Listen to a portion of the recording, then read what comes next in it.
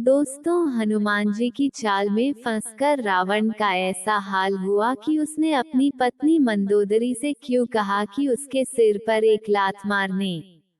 आइए जानते यह सब कैसे हुआ। दोस्तों, मेघनाद से युद्ध के दौरान शक्ति बाण लगने से लक्ष्मण मूर्छित हो गए थे। लेकिन लंका के वैद्यराज सुषेण बोलते हैं कि लक्ष्मण का उपचार काफी जटिल है। अगली सुबह तक द्रोणागिरी पर्वत से संजीवनी बूटी लाकर पिलाने के बाद ही लक्ष्मण के प्राण बच सकते हैं। ये सुनकर पवनसुत हनुमान बूटी लाने चल देते हैं। चूंकि हनुमान जी को बूटी के बारे में जानकारी नहीं थी, इसलिए वह पूरा द्रोणागिरी पर्वत ही उखाड़ ले आते हैं। लेकिन समस्या यह थी कि वह पूरा पर्वत कहाँ रखें, इसलिए वह रणभूमि पर चक्कर लगा रहे थे।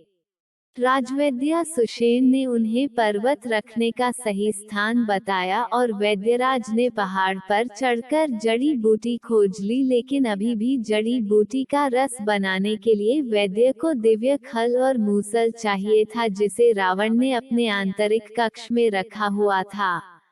यह सुनते ही हनुमान रावण के निवास की ओर प्रस्थान करते हैं। रावण को पता था कि सुषेण को खल और मूसल की जरूरत पड़ेगी, इसलिए उसने उसको अपनी शैया के समीप ही रखा हुआ था। जब हनुमान वहां पहुंचे तो उन्होंने देखा कि मंदोदरी रावण के पास सो रही है।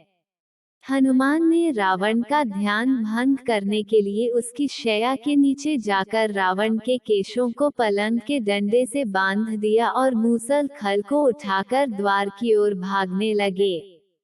हनुमान जी को देख रावण हड़बड़ाकर उठना चाहा, लेकिन उसके बाल पलंग से बंधे होने के कारण वह असफल रहा।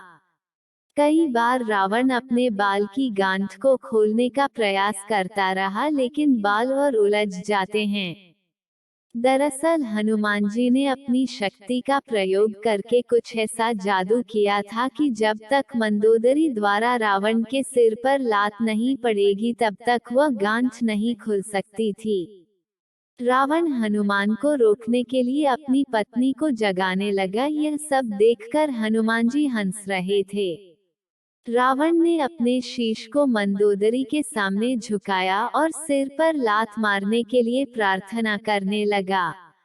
इस तरह रावण को अपनी ही पत्नी के द्वारा लात खानी पड़ी और फिर वह पलंग से उठने में सफल हुआ।